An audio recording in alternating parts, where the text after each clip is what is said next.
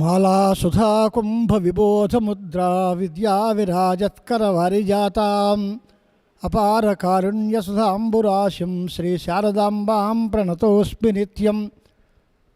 సదాశివ సమారంభాం శంకరాచార్య మధ్యమాం అస్మదాచార్యపర్యంతాం వందే గురుపరంపరాం. శాస్త్రాబ్ధి పారదృశ్యానం సంగహీనం తపోనిధిం భజే శ్రీ భారతీతీర్థగురుం భద్రౌఖదాయకం. విద్యా వినయ సంపన్నం వేతరాగం వివేకినం వందే వేదాంతతత్వజ్ఞం విధుశేఖర భారతీం. శ్రీ గురుచరణారవిందాభ్యాం నమో నమః. అనంత శ్రీ విభూషిత దక్షిణామ్నాయ శృంగేరి శారదాపీఠాధీశ్వరులు జగద్గురు శ్రీ శ్రీ శ్రీ భారతీతీర్థ మహాస్వాముల వారు, వారి కరకమల సంజాతులు జగద్గురు శ్రీ శ్రీ విధుశేఖర భారతీ మహాస్వాముల వారి దివ్య అనుగ్రహ ఆశీస్సులతో భాగ్యనగరం నల్లకుంట శృంగేరి శంకర మఠంలో ప్రతి సంవత్సరంలాగే ఈ సంవత్సరం కూడా శంకర జయంతి ఉత్సవాలు ఇవాళ ప్రారంభమయ్యాయి. మన భాగ్య విశేషం చేత శారదాంబ మనకి సన్నిధానాన్ని అనుగ్రహించింది. భక్తుల పాలిటి బంగారం ఆవిడ. శారదాంబని చూసి ప్రార్థించి ఆవిడ్ని సేవించిన ప్రతి మనిషికి కోరికలన్నీ తీరుతున్నాయి. అనేక ఉదాహరణలు మనకు కనిపిస్తున్నాయి. అలాంటి శారదామూర్తిని జ్యేష్ఠ మహాసన్నిధానం అంటే జగద్గురు శ్రీ శ్రీమద్ అభినవ విద్యాతీర్థ మహాస్వాముల వారు ప్రతిష్ఠ చేశారు నల్లగొండ శంకర మఠంలో. ఆ ప్రతిష్ఠ జరిగిన రోజు అక్షయ తృతీయ. అక్షయ తృతీయ అనేటువంటి పర్వదినం చాలా ప్రసిద్ధమైనది. ఆ రోజు ఏ పని చేసినా అక్షయ ఫలితాలు వస్తాయి అంటారు. ఆ రోజు మన వాళ్ళందరూ ఏదో బంగారం కొనుక్కుంటే అక్షయం అయిపోతుంది అని ఒక ఆలోచనలో ఉంటారు. బంగారమే కాదు, ఆనాడు చేసినటువంటి శుభకర్మలు కానీ అశుభకర్మలు కానీ అనంత ఫలాలు ఇస్తాయి. అంచేత ఆ రోజు ఎప్పుడు మనం తప్పుడు పని చేయకూడదు. దానివల్ల కూడా ఎక్కువ నష్టం వస్తుంది. అలాంటప్పుడు ఆ వేళ ఎక్కువగా భగవద్ అర్చన చేయడం కానీ మంచి ధర్మకార్యాలు చేయడం కానీ అవన్నీ చేస్తే దానివల్ల మనకి ఎక్కువ ఫలితం వస్తుంది. అంటే మామూలు రోజుల్లో చేసేదానికంటే అక్షయమైనటువంటి ఫలితాలు ఇస్తుంది కాబట్టి దాన్ని అక్షయ తృతీయ అనేటువంటి పేరుతోటి మనం పిలుస్తున్నాం. ఆ అక్షయ తృతీయ మామూలుగానే పర్వదినం. తత్రాపి శృంగేరి భక్తులకి శారదాంబ యొక్క మూర్తి ప్రతిష్ఠ జరిగినటువంటి రోజు కనుక ఇంకా విశేష పర్వదినం. ఆ రోజున మన నల్లకుంటలో ఉండేటువంటి శారదా పరమేశ్వరి యొక్క మూల విరాట్టుకి హరిద్రాభిషేకం, హరిద్రా దర్శనం అంటే మహాభిషేకం చేసి మూల విరాట్టు యొక్క నిజరూప దర్శనంలాగా మనం దర్శనం చేస్తాం. అమ్మవారికి స్నానం చేయించినటువంటి అలంకరించినటువంటి పసుపుని కూడా భక్తులందరికీ పంచిపెట్టడం జరుగుతుంది. దానివల్ల అది తీసుకున్నటువంటి స్త్రీమూర్తులు, మహిళా మాతలులందరూ కూడా సుమంగుళులై వర్ధిల్లుతారు. సౌమంగళ్యం పెరుగుతుంది, సంతానం అభివృద్ధి, సంసారం అంతా బాగుంటుంది అనేటువంటిది మనందరి భక్తుల విశ్వాసం చేత శారదా పరమేశ్వరి యొక్క అనుగ్రహాన్ని కోరుకునే వాళ్ళందరూ ముఖ్యంగా ఆ అమ్మవారి యొక్క మూల విరాట్ దర్శనం చేయటం, ఆ మహాభిషేకంలో పాలు పంచుకోవటం, ఆ పసుపు ప్రసాదంగా స్వీకరించడం, అమ్మవారికి సేవలు చేయటం, ఇవన్నీ కూడా ఆ రోజు జరిగేటువంటి కార్యక్రమాలు.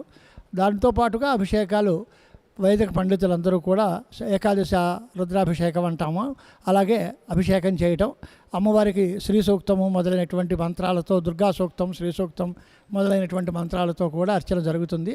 విశేషమైన అర్చన జరుగుతుంది. ముఖ్యంగా అనేక ఆభరణాలతో, అనేక అలంకారాలతో శోభిల్లేటువంటి ఆ జగన్మాత విశేషమైన అలంకారాలతో దర్శనం మనకు అనుగ్రహిస్తారు. అది శంకర జయంతి దివసాల మధ్య రోజుల్లో పడ్డంతో మనకి వైశాఖ మాసంలో శుక్లపక్షంలో వచ్చే తృతీయ చాలా విశేష పర్వదినంగా మనం భావిస్తాం. వైశాఖ శుద్ధ పాడ్యమి నుంచి పంచమి వరకు శంకర జయంతి ఉత్సవాలు. భగవత్పాద శంకరాచార్యుల వారు వైశాఖ శుద్ధ పంచమి నాడు అవతరించారు భూలోకంలో. కాలటి అగ్రహారంలో ఆర్యాంబ శివగురువులకి పుత్రులుగా జన్మించారు. సనాతన వైదిక ధర్మ సంస్థాపనం కోసం పరమశివుడే శంకర భగవత్పాదులుగా అవతరించారు అనేది నిత్య సత్యమైన విషయం. అలాంటి శంకర భగవత్పాదులు భారతదేశం నలుమూలలా సనాతన ధర్మ ప్రచారం కోసం 4 పీఠాలు పెట్టారు. వాటిలో దక్షిణాన శృంగేరిలో ఉండేటువంటి దక్షిణామ్నాయ శృంగేరి శారదాపీఠం అగ్రగణ్యమైన పీఠం. ఆనాటి నుంచి ఈనాటి వరకు అవిచ్ఛిన్న గురు పరంపరతో ఆ పీఠం అలరాడుతోంది. ఆ పీఠ జగద్గురువులైనటువంటి శ్రీమద్ అభినవ విద్యాతీర్థ మహాస్వాముల వారి చేత ప్రతిష్ఠితమైనటువంటి మూర్తి మన శారదా పరమేశ్వరి మూర్తి. చాలా గొప్ప చరిత్ర ఉంది దానికి. ఆ మూర్తి ఇక్కడికి ప్రతిష్ఠ కాకముందు చంద్రశేఖర భారతి మహాస్వాముల వారి లాంటి వాళ్ళ చేత కూడా పూజలు అందుకున్నటువంటి మూర్తి అని చెప్తారు. అది మనకి పూర్తిగా మనకు తెలియదు, కానీ ఇక్కడ ప్రతిష్ఠ చేసిన దగ్గర నుంచి చాలా వైభవంగా అనేక రకాలైనటువంటి భక్తుల యొక్క కోరికలు తీరుస్తూ ఆ జగన్మాత మన అందరినీ అనుగ్రహిస్తోంది. ఆ మూర్తి చాలా సుందరమైనటువంటి మూర్తి. విశేషంగా అందంగా ఉండటం ఒకటే కాకుండా మహిమాన్వితమైనటువంటి మూర్తి. శారదా పరమేశ్వరికి ప్రదక్షిణాలు చేసిన, ఆవిడికి మొక్కులు మొక్కుకున్న, ఆవిడ్ని ప్రార్థించిన భక్తులందరికీ కోరికలు తీరడం అనేది మనకి చాలా అనుభవంలో కనిపిస్తోంది. అలాంటి శారదా పరమేశ్వరి యొక్క ప్రతిష్ఠా దివసం ఈ అక్షయ తృతీయ. అంచేత భక్తులందరూ అక్షయ తృతీయ నాడు అమ్మవారిని దర్శించి అమ్మవారిని సేవించుకుని అమ్మవారి అనుగ్రహానికి పాత్రులు కావలసిందిగా విజ్ఞప్తి చేస్తున్నాం. శారదా పరమేశ్వరి యొక్క అనుగ్రహంతో పాటు భగవత్పాద శంకరాచార్యుల వారి యొక్క అనుగ్రహం కూడా మనకు కావాలి.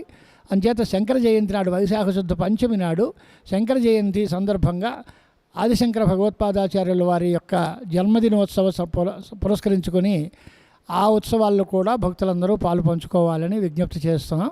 ఈ 5 రోజుల పాటు ఇక్కడ ఋగ్వేద పారాయణం, యజుర్వేద పారాయణం, సామవేద పారాయణం, అథర్వవేద పారాయణం, బ్రహ్మసూత్ర భాష్య పారాయణం, మాధవీయ శంకర విజయ పారాయణం, ఇంకా ఇతరమైనటువంటి పారాయణ కార్యక్రమాలు జరుగుతాయి.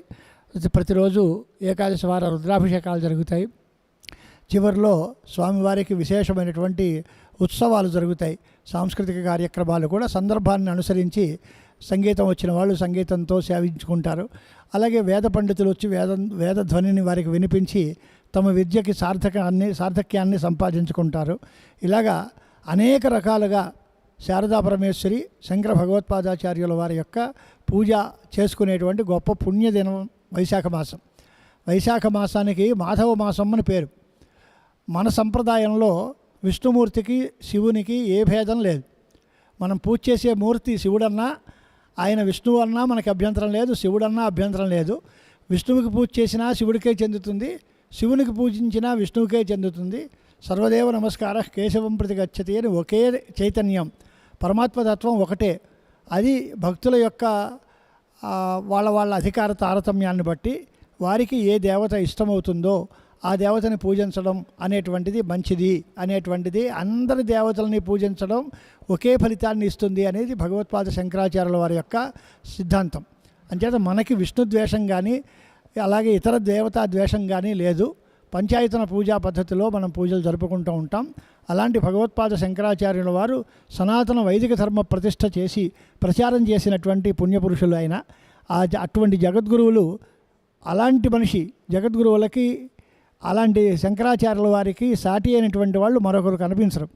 అతి తక్కువ వయస్సులో 32 సంవత్సరాల అతి స్వల్ప వయస్సులో వారు చేసిన ధర్మ ప్రచారం కానీ, వారు వ్రాసినటువంటి మహోత్కృష్టమైన గ్రంథాలు కానీ అజరామరమైన కీర్తిని సంపాదించే వారికి ప్రస్థానత్రయ భాష్యాలు, అనేక ప్రకరణ గ్రంథాలు, అనేక స్తోత్ర గ్రంథాలు, ఇవన్నీ కూడా వారు మనకి అనుగ్రహించి మహోపకారం చేశారు. కనుకనే వారిని లోకమంతా శృతి స్మృతి పురాణానాం ఆలయం కరుణాలయం నమామి భగవత్పాద శంకరం లోకశంకరం అని కీర్తిస్తాం. లోకశంకరుడు శంకర భగవత్పాదాచార్యుల వారు. లోకానికి అంతటికీ శుభాన్ని కలిగించేవాడు కనుక లోకశంకరుడు అంట. అలాంటి శంకరాచార్యుల వారే జగద్గురువు. వారే లోకానికి అందరికీ శుభాన్ని సంతోషాన్ని అందించేటువంటి వారు. అటువంటి భగవత్పాదుల యొక్క జయంతి ఉత్సవాలు చాలా వైభవంగా భక్తులందరూ పాల్గొని జయప్రదం చేయాలని మరొకసారి విజ్ఞప్తి చేస్తున్నాం. హర నమః పార్వతీపతయే హర హర మహాదేవ.